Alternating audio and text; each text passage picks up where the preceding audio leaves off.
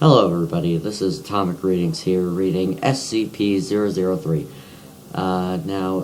Real quick before we get started, I'd like to apologize for losing my cool during the SCP-002 video.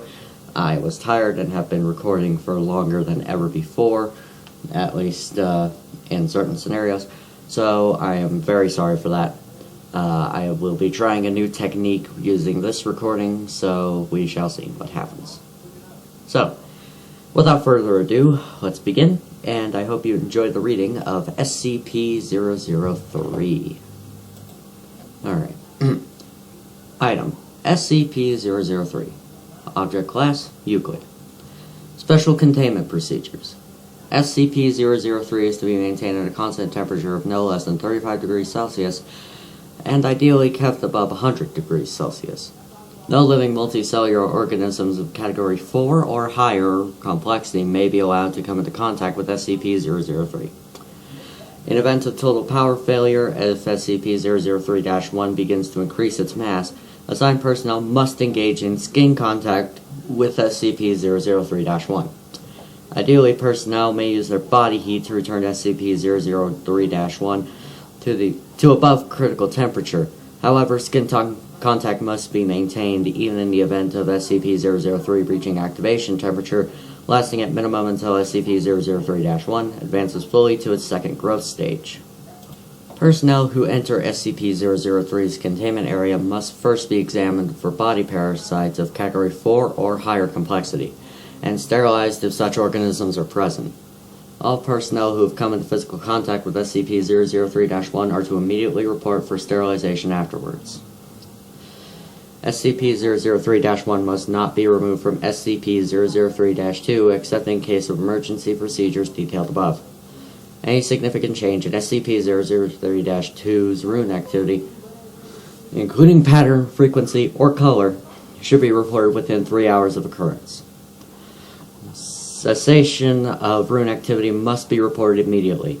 SCP-003-2 must be supplied with power via the source designated generator 003-IX at all times.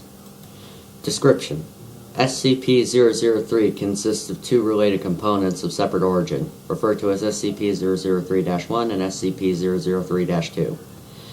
SCP-003-1 appears to be composed of chitin, hair, and nails of unknown biology, arranged in a configuration similar to that of a computer motherboard. Testing reveals SCP-003-1 to predate the earliest known circuit boards by a factor of 1,000 years. Well, over 1,000 years. SCP-003-1 is considered sentient, but not actively dangerous except under certain conditions. SCP-003-1 was found on a stone tablet, SCP-003-2, on which it currently resides. The runes on SCP-003-2 are not part of any known language and emit pale, flickering light patterns. SCP-003-2 is controlled by a non-biological, internal computer, the contents of which are mostly inaccessible without risk of damaging SCP-003-2. SCP-003-2 is capable of controlled emissions of radiation, including heat, light, and anomalous radiation types. SCP-003-2 contained an internal power source of an anomalous nature, which appears to have been losing power since several centuries before discovery. It is considered probable that SCP-003-2 was created for the purpose of containing SCP-003-1. Partially interpreted data recovered from SCP-003-2 may refer to a past and/or potential future LK-class restructuring event caused by SCP-003-1. SCP-003 was located by remote viewing team SRV-04-Beta. It appears possible that SRV-04-Beta, or whatever, was deliberately contacted by SCP-003-2. Other organizations have also been alerted to SCP-003's existence, possibly by similar means. Despite this activity, SCP-003-2 does not appear sentient, based on its lack of reaction to M03-Gloria analysis and procedures. When SCP-003 drops below the temperature of 35 degrees Celsius, both components react.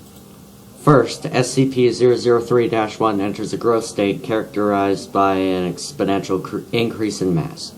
This growth state consists of two stages. In both stages, SCP-003-1 partially fuels its growth by converting matter around it, starting with any surrounding inorganic material, including atmospheric elements. Then non-living organic material, including cells of dead skin, hair, chitin, enamel, keratin, and other biological materials. The first stage is always the same. SCP-003-1 will first increase its mass, then take a form similar to the shape to an ophiolid, a brittle star, of 15 meters in diameter, including what appears to be a central processor of 3 meters in diameter.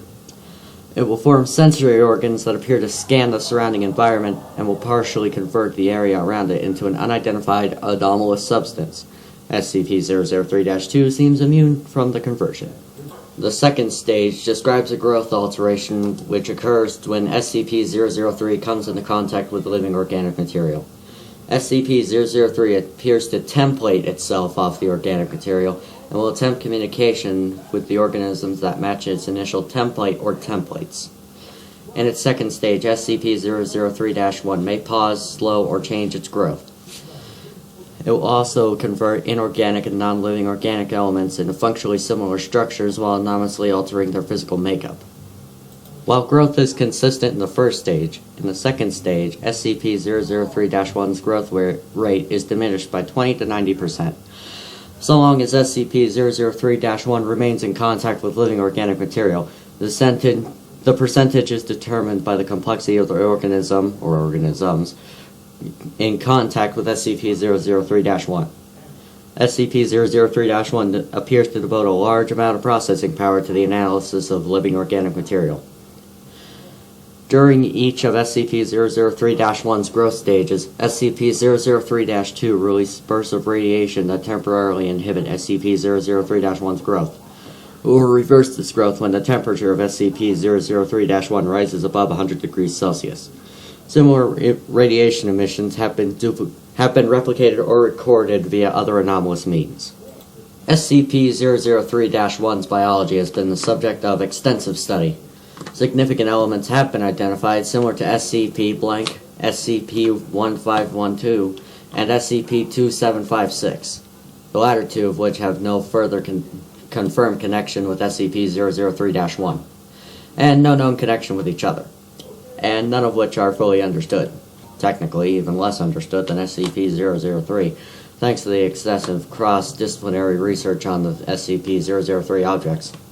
Anyways, to date, no convincing analysis has been put forward which satisfactorily explains the SCP-001's connection to these SCP objects or others, nor its connection to the modern technology beyond appearance and potential mimicry via an unknown mechanism. Addendum 003-01. Acting on information gathered from the linguistic analysis of SCP-003-2's ruins and comparative data analysis, Research Team M03-Gloria has managed to establish a link between SCP-003 and data expunged for analysis of functions. SCP-003-1 must now be considered sentient and be kept at a minimum of 1 kilometer from data expunged and the resulting byproduct at all times. Addendum 003-02. SCP-003-2's power loss has been excalibrated by the procedures performed by M03-Gloria on orders of 05-10. Hang on, I read that wrong. Sorry. On orders of 05-10, M03-Gloria will continue procedures. Addendum 003-03. During M03-Gloria procedures, SCP-003-1 doubled its mass and began rapid structural growth. Temperature was immediately returned to 100 degrees Celsius. Growth and mass increase of SCP-003-1 continued for 9 minutes and 6 seconds, at which time a sustained radiation spike was produced by SCP-003-2. In response, SCP-003-1 returned to its normal state in 3 minutes and 39 seconds. New growth dissolved into a dusty residue which was collected for analysis. Both SCP-003-1 and -2 ceased all detectable activity. 003-2 did not resume activity until connected to the external power source. 003-2's runes glowed uniformly gray and did not resume normal activity for 3 hours. SCP-003-2 no longer appears to be able to maintain containment area at a temperature above 35 degrees Celsius without external power supplied by generators 003-3 through 11, I believe. I don't know what IX is, I'm sorry. Addendum 003-04. The procedure detailed in Addendum 003-3 was repeated, and SCP-003-1 again entered a growth state. After 10 minutes and 13 seconds, 003-2 was once again provided a sustained radiation spike. SCP-003-1's growth stopped for 36 seconds, then resumed at its previous pace. On quadrupling its mass, SCP-003-1 formed a coherent outer shell and body. After appearing to scan its environment and partially converting the environment... not sure why they used that twice. Anyways. SCP-003-1 then breached containment, entering the observation galley where 9 members of M03-Gloria were present. On physical contact with team members, 003-1 encompassed them in rapidly grown appendages and stopped growth for 15 minutes. 003-1 resumed the growth and rearranged the component parts of the center form to the shape of a 3-meter-tall humanoid female. With peripheral, I can't pronounce that word. I'm sorry. With peripheral, that's what it is. Peripheral. Anyways, with peripheral tentacles shifting to exude primarily from SCP-003-1's newly formed hair and spine. 003-1 then produced rudimentary vocalizations in an apparent initial attempt to communicate with the researchers. Data expunged. An unknown individual approached the compromised containment area in company of a full squad of agents. The individual claimed to be acting on orders of 05-10 and attempted communication with SCP-003-1. Data expunged. Following this incident, Agent Jackson of M03-Gloria successfully restored power to SCP-003-2 and activated the backup generators to return the temperature to 100 degrees Celsius. SCP-003-1 returned to its normal state in 21 minutes and 7 seconds, and was successfully recontained without incident. All 9 members of M03-Gloria affected by SCP-003-1 were afterwards found to be physically unharmed with no residual effects besides some psychological trauma. The converted materials of SCP-003's former containment area did not dissolve and are now under analysis. Addendum 003-05. In light of the previous incident, 05-10 was removed from the 05 Council by joint decision of 05 blank, 05 blank, and 05 blank. M03-Gloria procedures have been indefinitely suspended. Special Access Program M03-Gloria required. Access granted. Displaying files.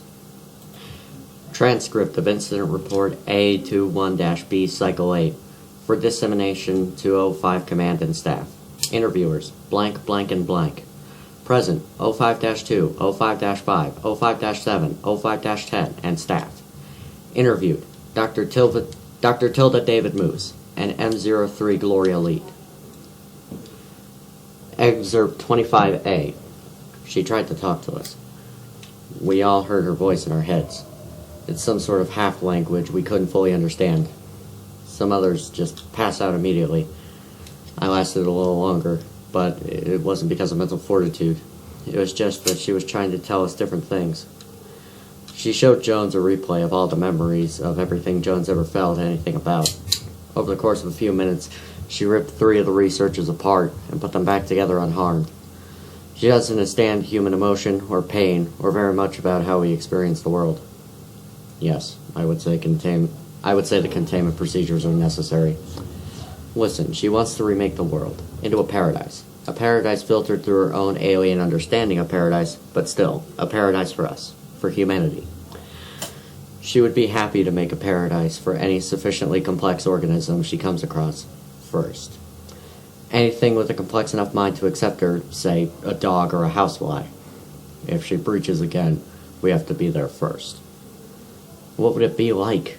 I don't know. She showed us images. Not quite images. I can see them in my head, but they're not pictures. The closest thing I can think of is what you see when you close your eyes suddenly and tightly, but brighter and more complex. The images had metallic sounds associated with them and sensory details that we don't have the words or concepts to describe. The whole effect felt like words of some kind. I believe she wanted us to see what we could understand so she could understand us. She didn't have time to finish analyzing us. I don't know what would happen if she had. End log. Well, that was SCP-003. This is definitely longer than 002's file. I would like to thank you for watching up until this point. You are an amazing person. Thank you so very much. I suppose I shall catch you next time when I review SCP-004, the 12 Keys. Well, that's all for me. I have been Atomic Readings, your host for the evening. I would like to thank you for watching, and I urge you to subscribe and like. It would really help me out a lot. So, I thank you for watching so very much, the third time, and I shall catch you all in the next video. Farewell.